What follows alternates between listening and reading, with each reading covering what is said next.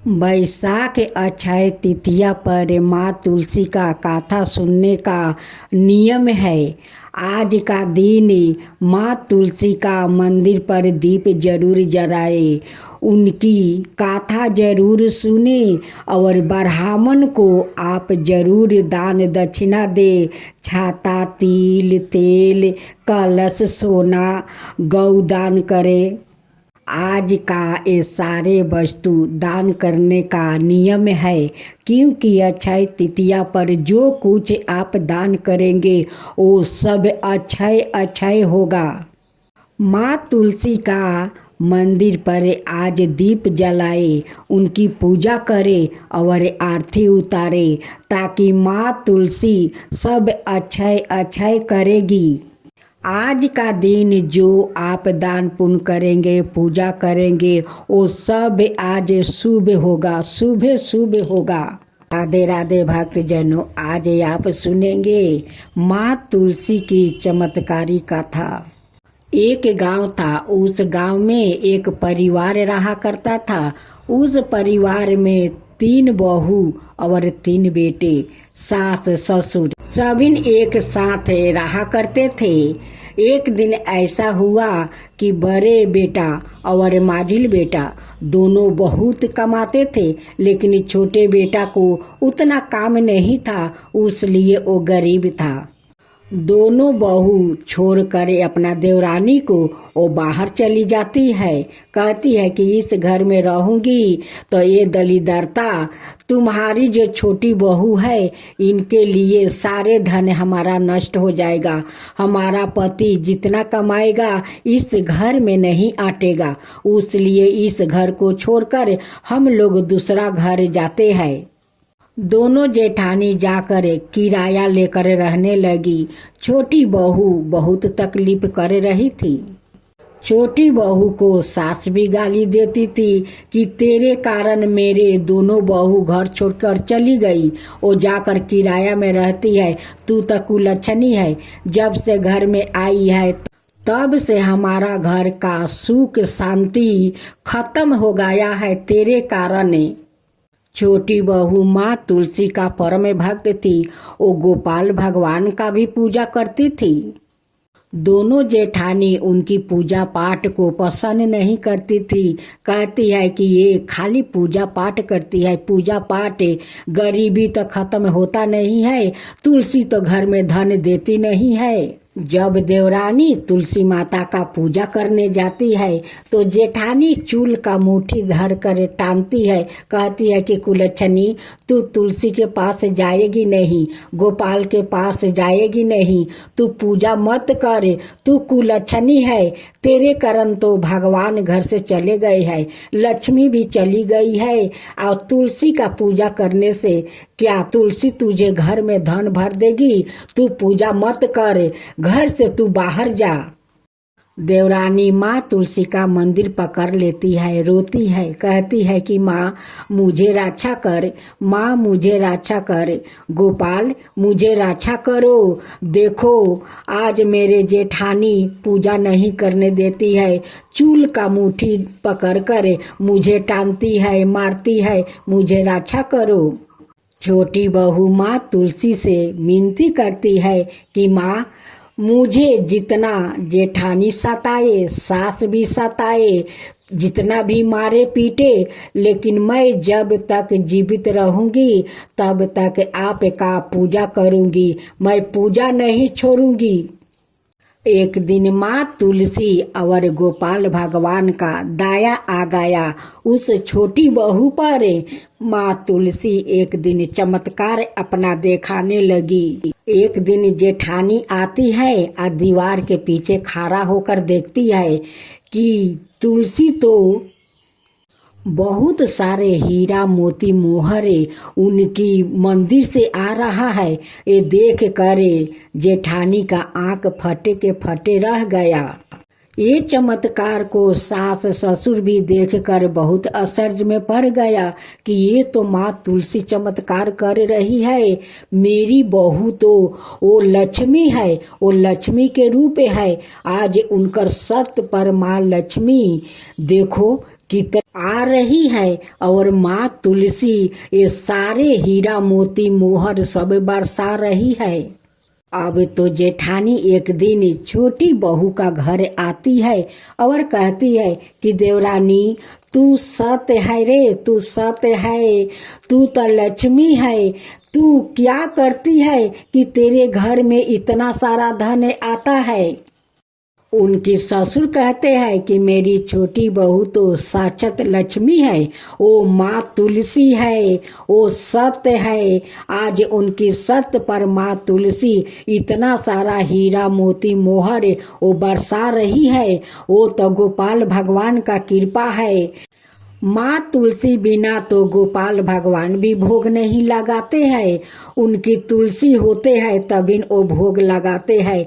तो देखो आज मेरी बहू भगवान को पूजा करती है, गोपाल जी का और माँ तुलसी का। आज दोनों मिलकर मेरे बहू के ऊपर बहुत कृपा किया है, बहुत कृपा किया है कि इतने सारे धन वो लोग देते हैं। बड़ी जेठानी घर जाकर अपना माजिल जेठानी से कहती है कि देखो हम लोग तो उस देवरानी को छोड़कर हम लोग आ गया, यहाँ किराया पर है।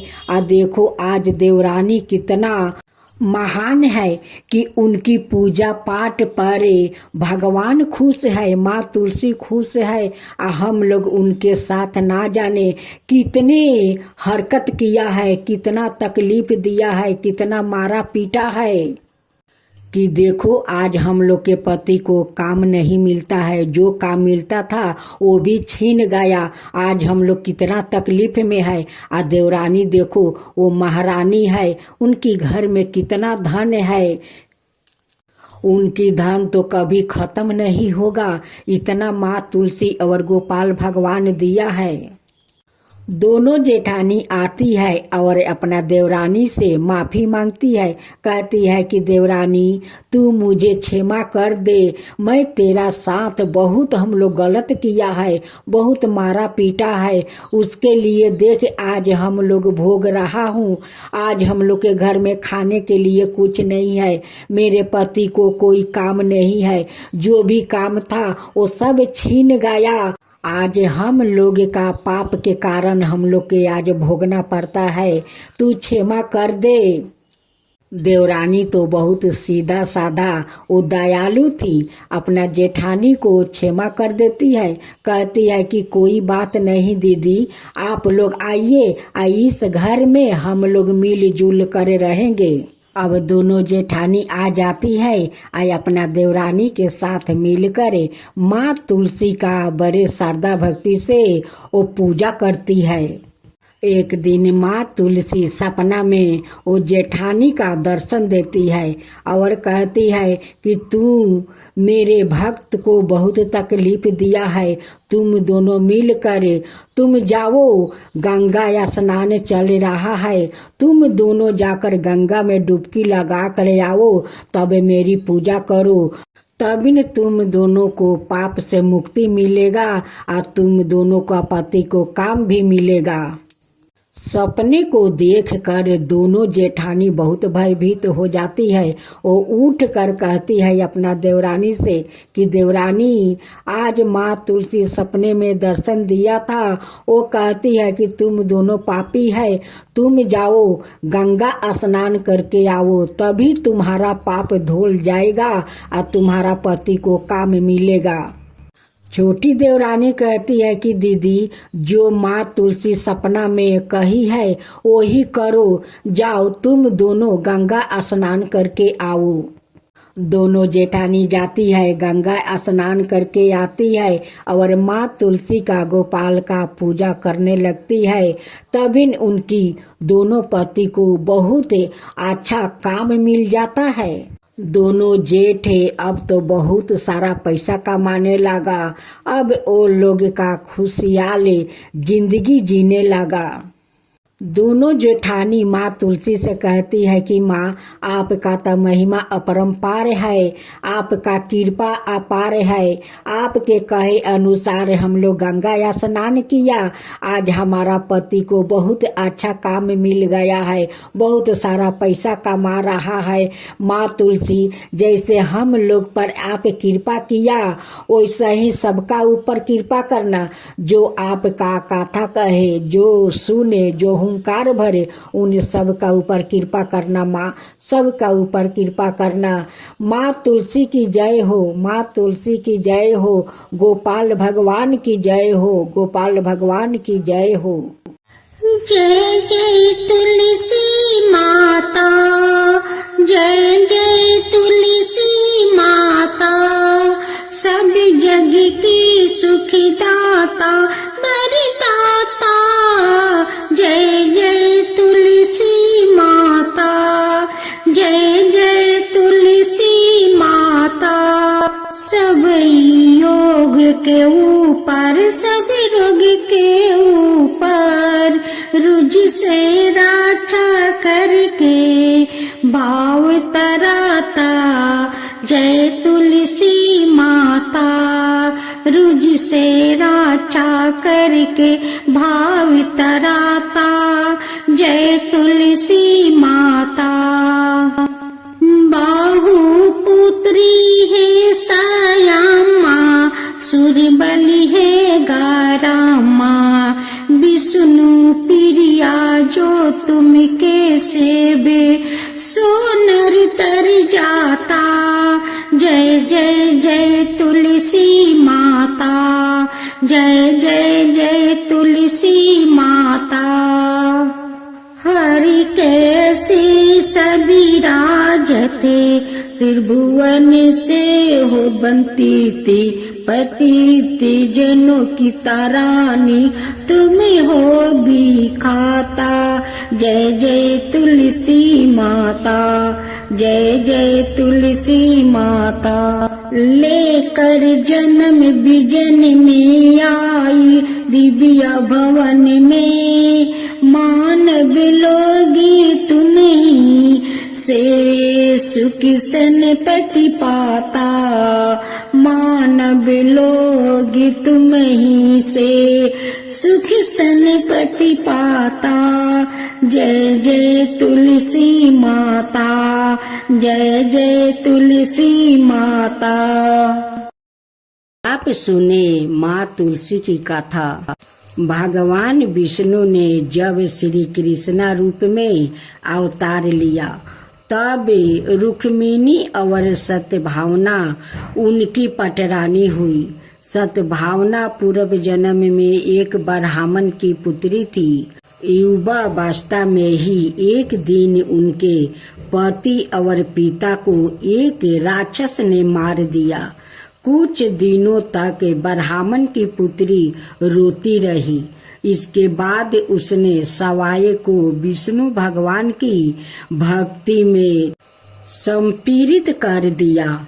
वो सभी एकादशी का व्रत रखती और कार्तिक मास में नियम पूर्वक सूर्योदय से पूर्व स्नान करके भगवान विष्णु और तुलसी की पूजा करती थी। बुढ़ापा आने पर एक दिन जब ब्राह्मण की पुत्री कार्तिक स्नान के लिए गंगा में डुबकी लगाई, तब बुखार से कांपने लगी और गंगा तट पर उसकी मृत्यु हो गई। उसी समय विष्णु लोक से एक विमान आया और ब्राह्मण की पुत्री का दिव्या शरीर विमान में बैठाकर विष्णु लोक पहुंचाया गया।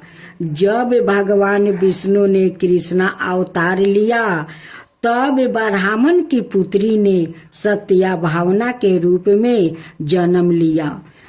कार्तिक मास में दीपदान करने के कारण सद्भावना को सुख और संपत्ति प्राप्ति हुई। नियमित तुलसी में जल अर्पित करने के कारण सुंदर वाटिका का सुख मिला। शास्त्रों अनुसार कार्तिक मास में किए गए दान पुण्य का फल व्याकृतों को अलग जन्म में अवश्य प्राप्ति होता है। गुणवती नामक स्त्री ने कार्तिक मास में सुंदर द्वार पर तुलसी की एक सुंदर सी वाटिका लगाई। उस पुण्य के कारण वो अलग जन्म में सद्भावना बनी और सदाए कार्तिक मास का व्रत करने का कारण वो भगवान श्री कृष्णा की पत्नी बनी। यह है कार्तिक मास में तुलसी आराधना का फल। इस मास में तुलसी विवाह की भी परंपरा है, जो कार्तिक मास की पूर्णिमा तिथि को किया जाता है। इसमें तुलसी का पौधे को सजाए संवारे जाता है और भगवान शालिग्राम का पूजन किया जाता है। तुलसी का विवाहित विवाह किया जाता है। जो व्याकृत यह चाहता है कि इसके घर में सदाए शुभ कार्य हो, सदाए सुख शांति का निवास रहे, उसे तुलसी की आराधना अवश्य करनी चाहिए। कहते हैं कि जिस घर में शुभ कर्म होते हैं वहाँ तुलसी हरी भरी रहती है और जहाँ अशुभ कर्म होते हैं वहाँ तुलसी कभी भी हरी भरी नहीं रहती है। तुलसी हमारी आस्था है और श्रद्धा की प्रतीक है और अपरिमित औषधियों गुणों से युक्त भी। बरस भर तुलसी में जल अर्पित करना और संध्या काल तुलसी के नीचे दीप जलाना अत्यंत श्रेष्ठ माना जाता है। कार्तिक मास में तुलसी के समीप दीपक जलाने से मनुष्य अनंत पुण्य का भागी बनता है। इस मास में तुलसी के समीप दीपक जलाने से व्याकृत को साक्षात लक्ष्मी की कृपा प्राप्ति होती है, क्योंकि तुलसी में साक्षात लक्ष्मी का निवास माना गया है। अब माँ तुलसी का दूसरा अध्याय।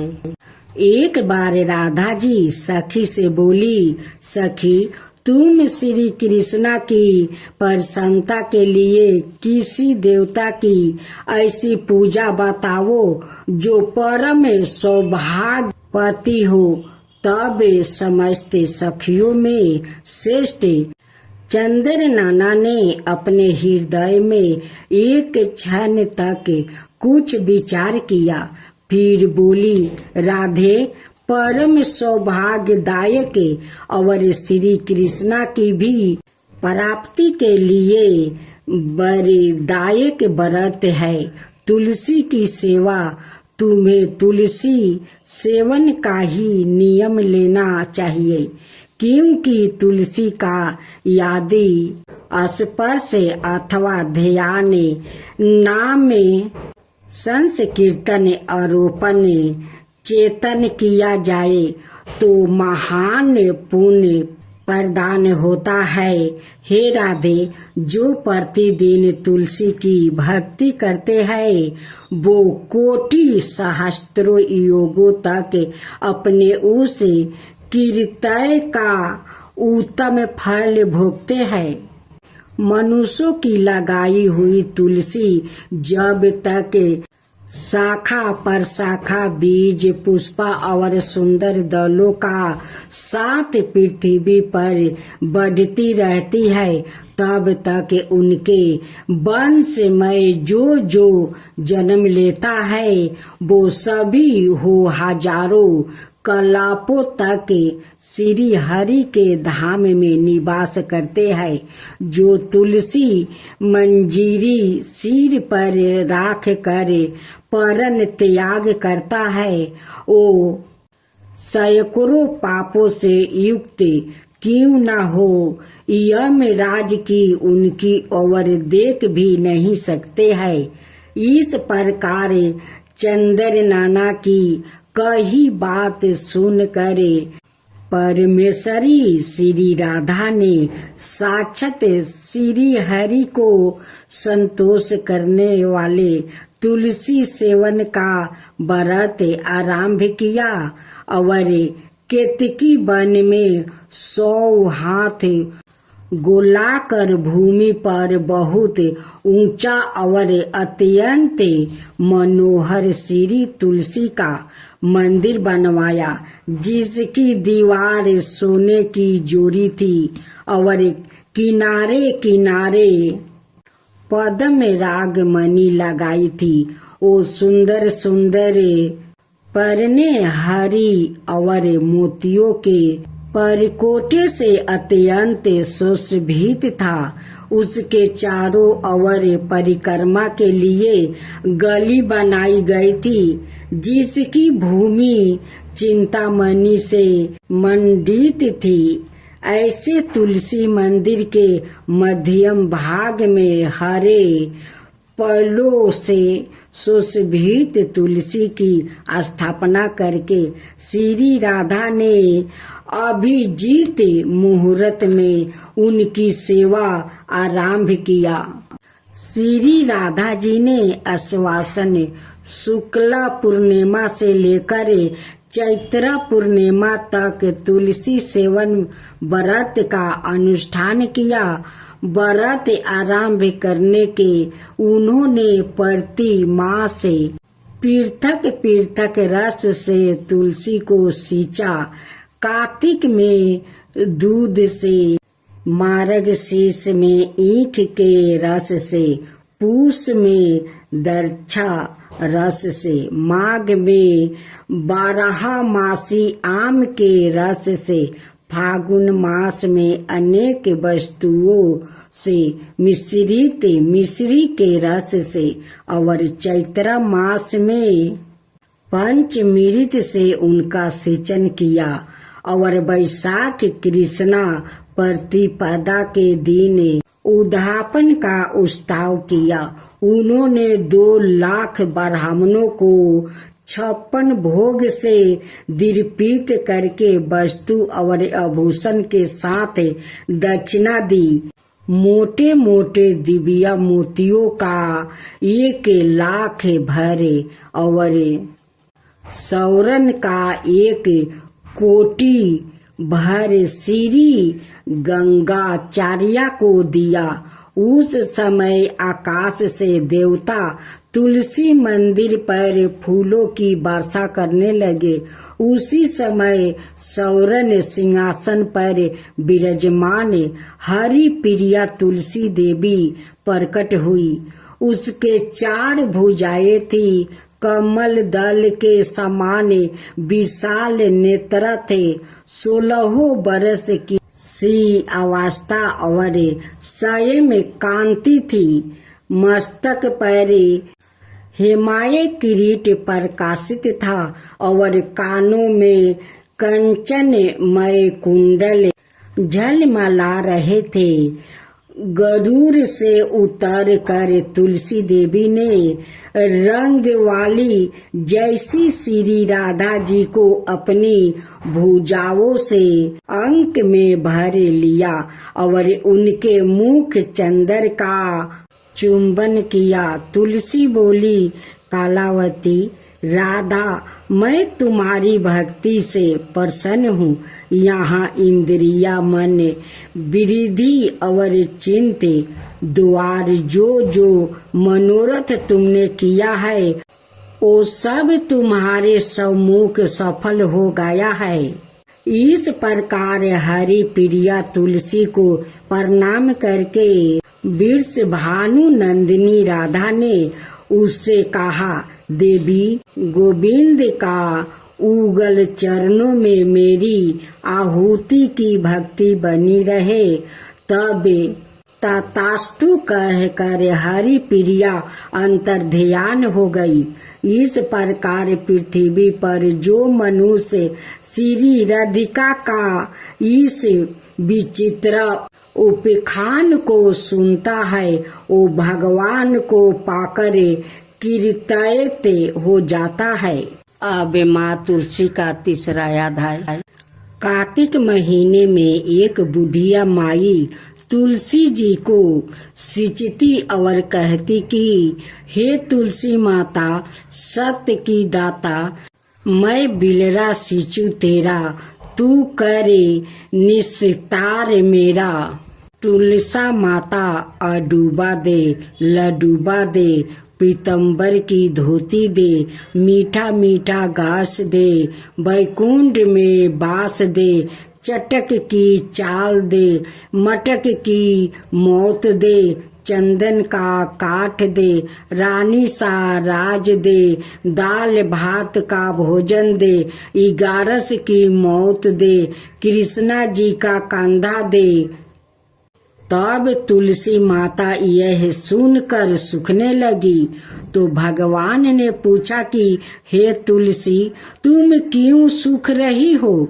तुलसी माता ने कहा कि एक बुढ़िया रोज आती है और यही बात कह जाती है, मैं सब बात तो पूरा कर दूंगी, लेकिन आपका कंधा कहाँ से दूंगी?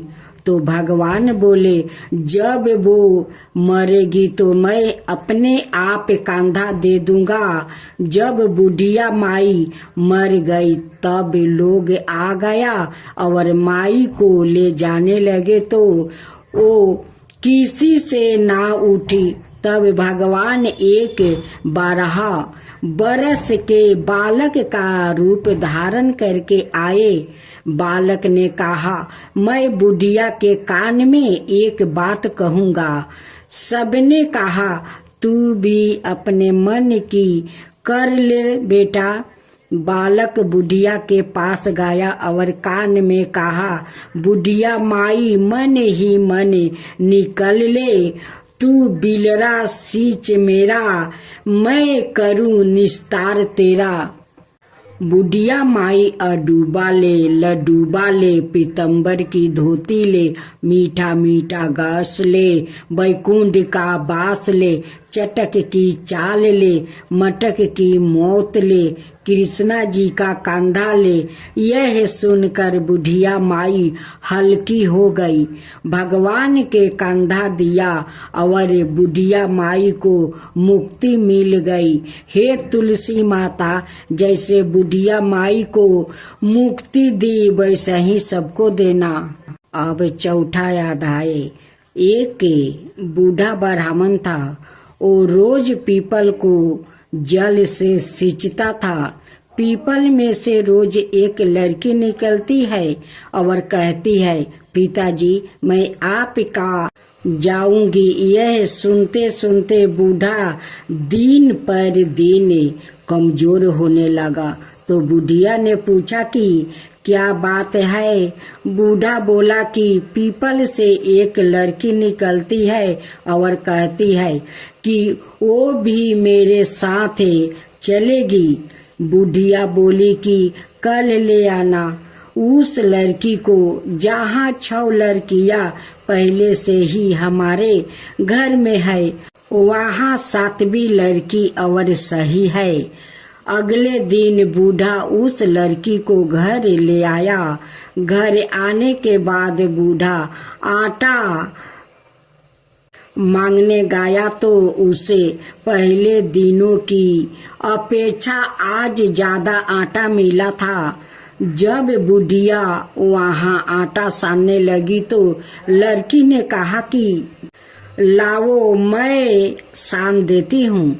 जब आटा सानने बैठी तो परात भर गया। उसके बाद माँ खाना बनाने जाने लगी तो लड़की बोली कि आज रसोई में मैं जाऊंगी, तो बुढ़िया बोली कि ना, तेरे हाथ जल जाएंगे। लेकिन लड़की नहीं मानी और वो रसोई में खाना बनाने गई तो उसने तरह तरह के 36 व्यंजन बना डाली और आज भी भर पेट खाना खाया। इससे पहले वो आधा पेट भूखा ही रहते थे। रात हुई तो बुढ़िया का भाई आया और कहने लगा कि दादी, मैं तो खाना खाऊंगा। बुढ़िया परेशान हो गई कि अब खाना कहाँ से लाऊंगी। लड़की ने पूछा कि माँ, क्या बात है? उसने कहा कि तेरा मामा आया है और रोटी खाएगा, लेकिन रोटी तो सबने खा लिया है, अब उसके लिए कहाँ से लाऊंगी। लड़की बोली कि मैं बना दूंगी और वो रसोई में गई और मामा के लिए 36 व्यंजन बना दिया। मामा ने भर पेट खाया और कहा भी कि ऐसा खाना इससे पहले उसने कभी नहीं खाया था। बुढ़िया ने कहा कि भाई, तेरी पौनी भाजी है, उसी ने बनाया है। शाम हुई तो लड़की बोली कि माँ, चौका लगा के चौके का दिया जला देना, कोठे में मैं सोऊंगी। बुढ़िया बोली कि ना बेटी, तू डर जाएगी। लेकिन वो बोली कि ना, मैं ना डरूंगी, मैं अंदर कोठे में ही सोऊंगी। चाहे कोठे में ही जाकर सो गई। आधी रात को लड़की उठी और चारों ओर आंख फाड़ी तो धन ही धन हो गया। वहाँ बाहर जाने लगी तो एक बूढ़ा ब्राह्मण सो रहा था। उसने देखा तो कहा कि बेटी, तू कहाँ चली? लड़की बोली कि मैं तो दलिद्रता दूर करने आई थी, अगर तुम्हें दूर करवानी है तो करवा लो। उसने बूढ़े के घर में भी आंख से देखा तो चारों ओर धन ही धन हो गया। सुबह सवेरे सब उठे तो लड़की को ना पाकर उसे ढूंढने लगे कि पवानी बेटी कहाँ चली गई। बूढ़ा ब्राह्मण बोला कि वो तो लक्ष्मी माता थी, जो तुम्हारे साथ मेरी दलिद्रता भी दूर कर गई। हे लक्ष्मी माता, जैसे आपने उनकी दलिद्रता दूर की, वैसे ही सबकी करना।